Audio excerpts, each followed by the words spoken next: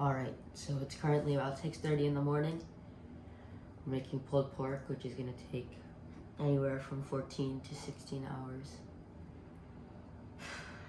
Yeah, let's get started. I'm going to glove up and wash my hands.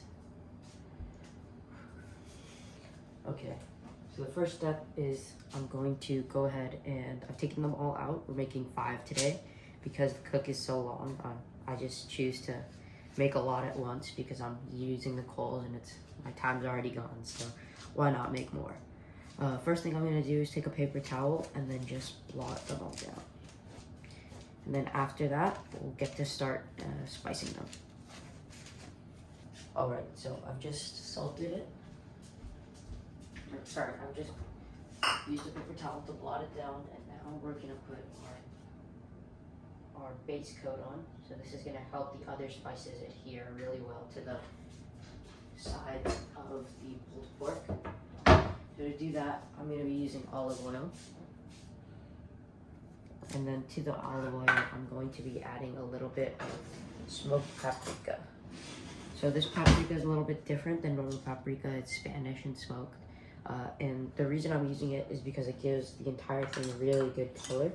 So compared to normal paprika, it's just more vibrant and beautiful, which gives you an overall more red color. I'm using quite a bit since I have 5 pork butts. I'm just gonna mix it in. So you can see that it turns the olive oil that beautiful red that we want.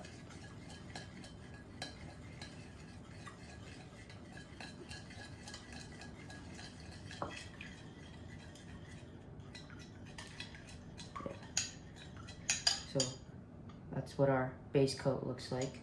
So I'm gonna go ahead and put some more gloves on and then I'll rub it in. Alright, so to apply this, I'm gonna go ahead and demonstrate it on one. I'm just gonna pour it on and then just kind of rub it around.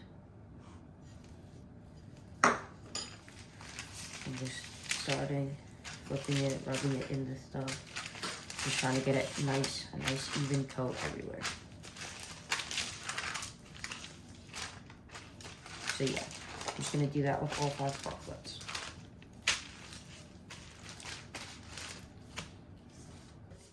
So once I've coated all the pork butts, I'm just gonna go in and put my seasoning on. So I'm liberally coating every side of these with salt, pepper, garlic powder, onion powder, cinnamon, and then brown sugar at the very end. So yeah, I'm gonna just salt and pepper and put all the spices on and let it melt and kind of just mix it around everywhere. I'll see you when I'm done.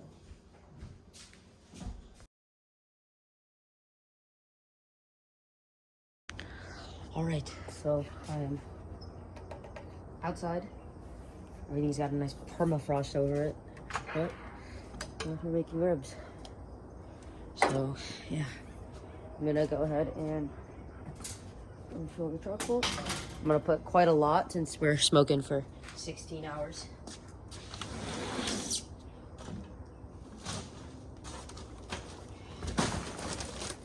And for this cook, I'm gonna be pretty careful about where I place things just because, well, 16 hours later, things make a big difference.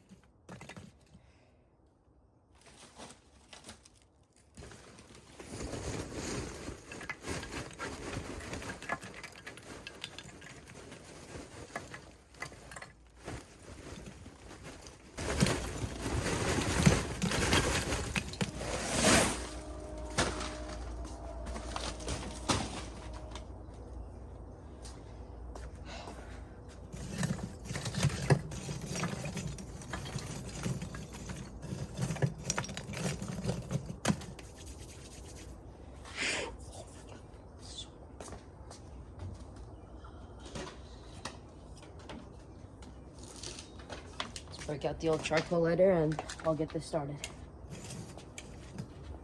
So we're aiming for a temp of about 250 degrees. And because it's a long cook, I don't want there to be that much charcoal use or, running hot. So that's my breath. Just to give you a sense of how nice and chilly it is here in Burlingame. Yeah. So I'm just gonna light this up and then put some wood down and we'll get started. I'm aiming for a temp of 250 degrees. I don't know if I've mentioned that yet. That's what we're aiming for. Over 16 hours. It's gonna be great. Let's do this.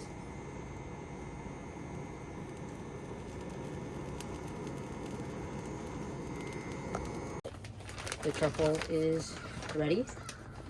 I'm just gonna go ahead and stick some wood chunks. And I'm spacing them out just so that over the cook time we are getting a nice, even, constant amount of heat or smoke and flavor. I'm probably gonna put about 5 chunks in, excluding that little piece. And then I'm just gonna go ahead.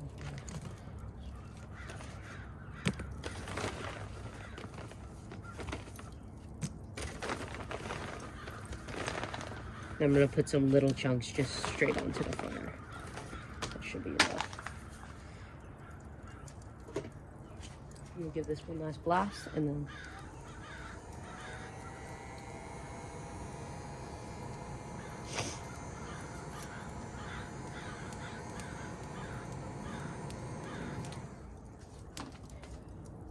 I'm gonna put the old stone in.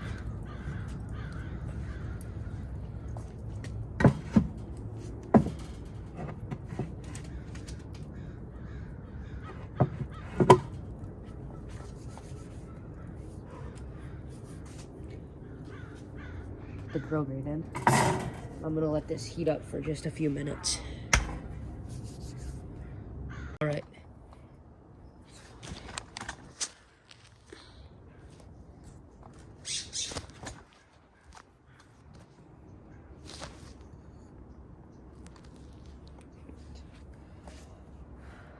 All right, so we're at our temperature.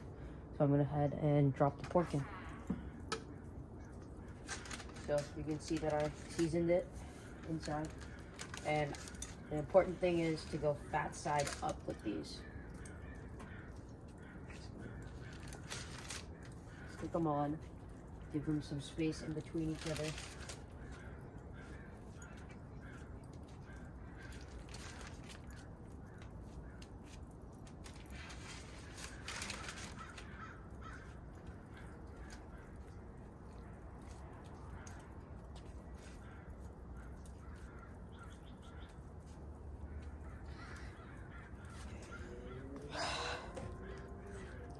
So the pork's on, and then the final thing I'm gonna do that's needed is sticking a thermometer into it.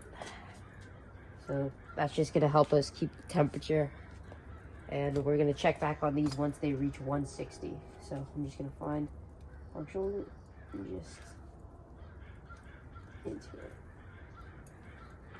I'm gonna close the lid down and just let it go for probably about 6 to 8 hours. So I'll check back in maybe at the 2-hour mark, and I'm just gonna be watching the temperature on my phone. So yeah. All right, so it's been about 7 hours since we put these on, so it's time to wrap them. So first time opening, and they just look great. I mean, look at that. Oh wow. See, that's the stuff of legends right there. So we're just going to wrap them in tin foil. I just got heavy duty tin foil, and yeah, I'm gonna stick them back on after that, probably for another 4 to 5 hours, because I've been running a little bit hot. I'm running at about 275. So yeah.